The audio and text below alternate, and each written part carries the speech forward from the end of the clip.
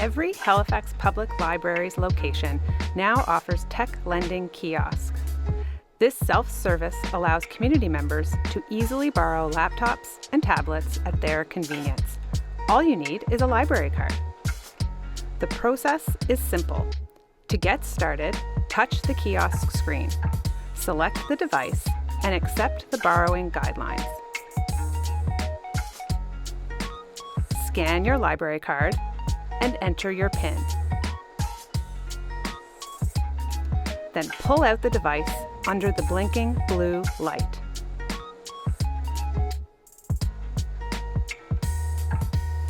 Devices can be enjoyed for up to 2 hours before returning. When you're ready to return the device, simply follow the instructions on the kiosk screen. Getting online is simple with a library card. If you have any questions or need assistance, speak with our friendly library staff. For more information about technology lending or digital library services, visit halifaxpubliclibraries.ca.